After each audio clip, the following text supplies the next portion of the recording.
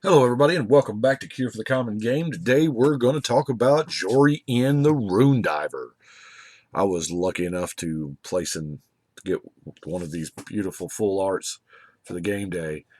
It's it's beautiful, but to me, there's just a little too much blue in it. It just the whole card just looks blue at a glance. But anyway, she she's one of the Izzet commanders. You cast your second spell each turn, draw a card. I mean, she's not. Eh, you're gonna. I mean, it's each turn, so you can potentially do it on somebody else's turn if you somehow throw two instants down or whatever. But I actually played this the other night at the local game store, and you know what? It was like an 8-player game. Went till God, like 3 o'clock in the morning. But anyway, um, it's not a bad deck. It has. I've made about 15 cards worth of change since then because it just wasn't hardcore enough for me. Let's start with the creatures. Obviously, I'm going to be running Talran because a good chunk of the deck is instants and sorceries, obviously. So you might as well be getting a 2/2 Drake out of the deal. The other legendary, Malik or Melik or however you want to pronounce it, is strong. Now I think this is the top end at 6 mana. Um, it's there's not a whole lot of expensive stuff in here. The Goblin Electromancer to reduce it. Now I tried the Jace's Sanctum and the what were the other cards that I just took out? The Arcane Melee. Um,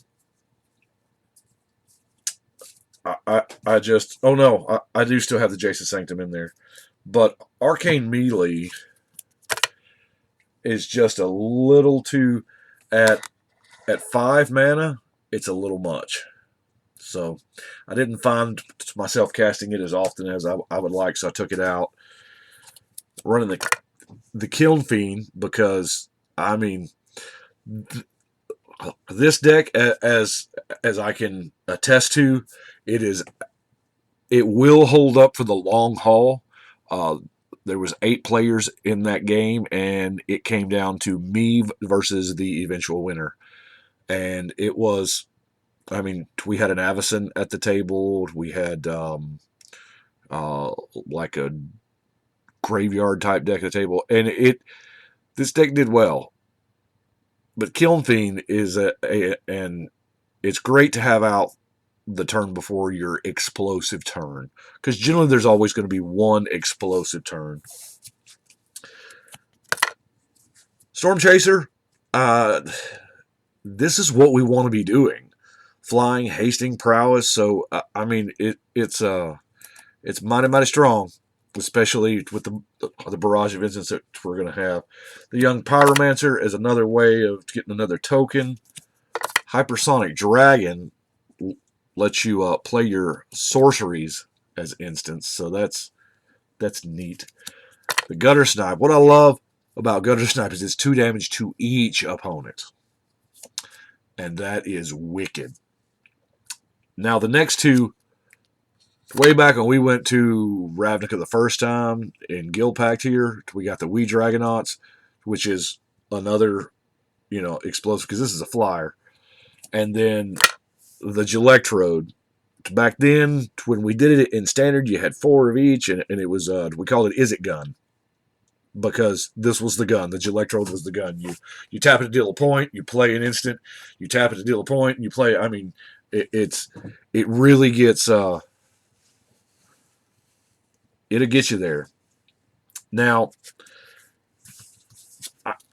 propaganda is probably the only off-topic card, but it's just so good. I mean, it's so good. I can't not play it. I'll eventually probably take it out for something better that I find. It's running Future Sight because it saves you. I mean, I keep the cards in your hand and just play off the top of your deck if you can. You're going to hit lands. When I have Future, I've been playing Future Sight for years. when I will always play the land off top of the deck before I play the land in my hand, because that way I can keep essentially every card you play off top of your deck is an extra card drawn. Cast through time. No, I'm sorry. Cast through time is the top end at 7. So not really necessary, but when you've got this many instants and sorceries, I mean to tell you, why not play them again next turn? Some of your counter spells aren't that great, but hey, you'll win some, you'll lose some.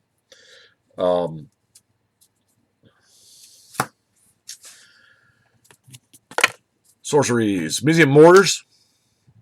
I'm generally always going to overload it. To me, this is a 6 mana card. Just like this is a 9 mana card. Right of Replication. Beautiful thing. Act of Treason did not win me a whole lot of favors. I mean, I didn't, simply because the only player left at the time that I drew it had a homeward path, so it kind of, in that moment sucked.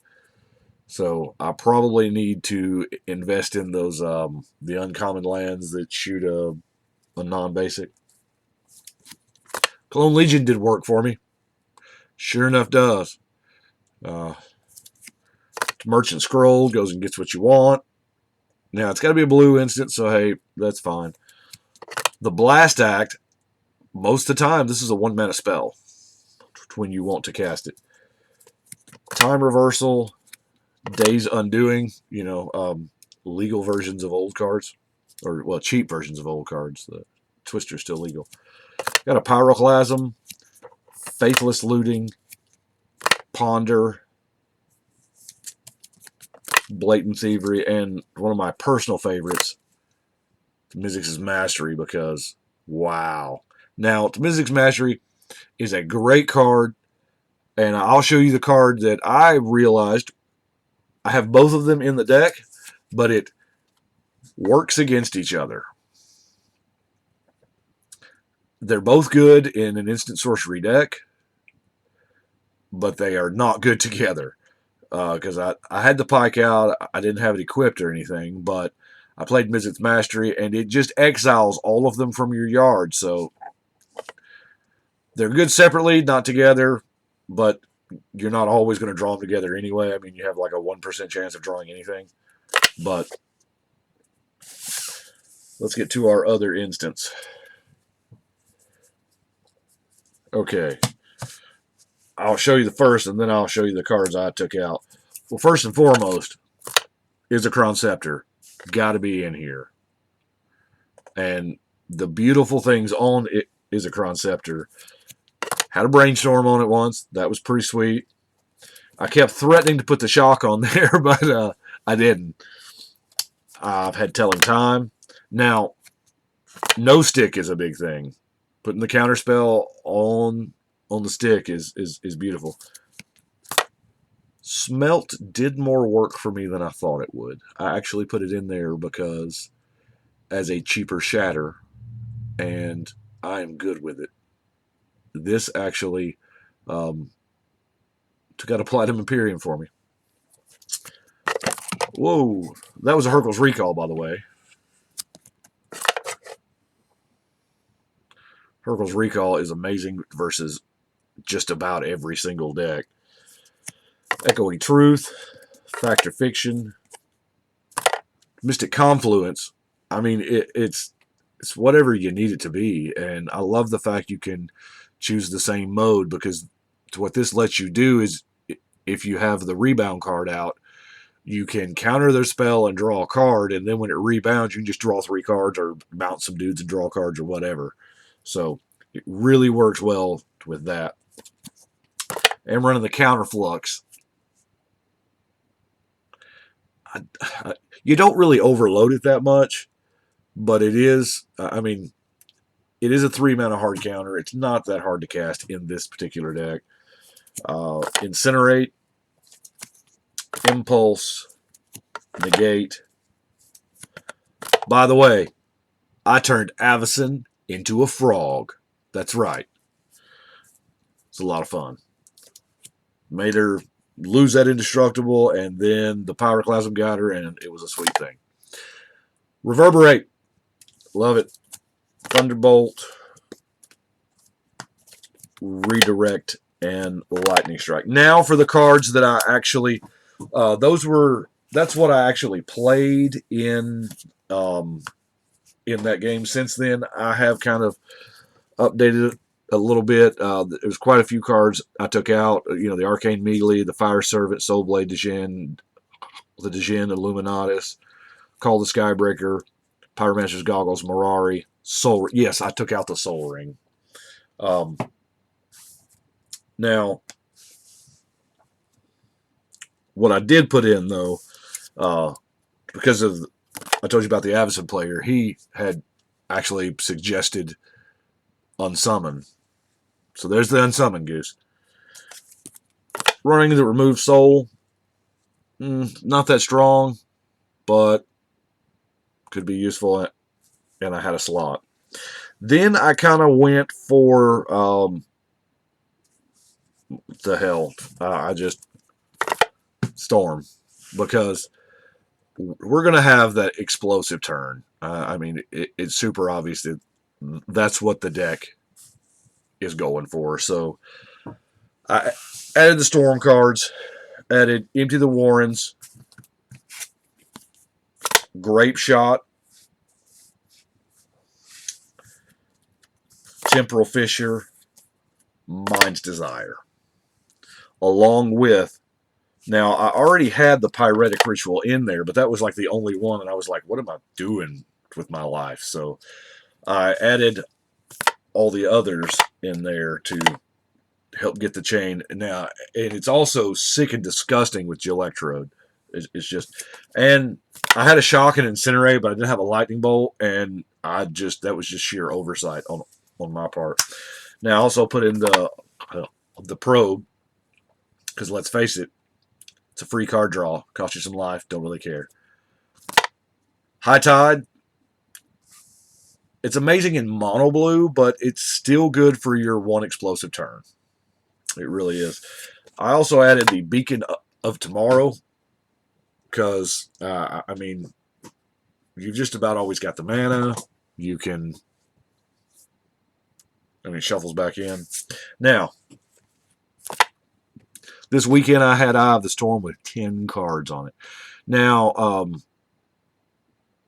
most of the time you're going to get 4 or 5 on there, and then somebody's going to play the chain, and then, they're going to have a Chroma's Vengeance or Naturalize or Disenchant or whatever, and it's just going to...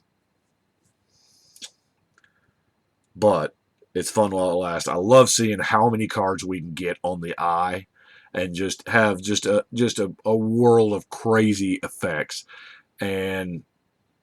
But it is something to think about if you're going to storm off with your goblins or your mines, whatever. You may not want to be playing Eye, because everybody's gonna do that junk. Anyway, that is what I have got for right now. It's kind of the direction I went, because it is Izzet. I had a lot of fun back in the day with Izzet-Gun, and she seemed to closely fit more than that, because Jora is kind of her own deal. It's big, fat, he's cheap, and so that's Jori and Rue. I do appreciate you watching, but right now it is time to shuffle and cut.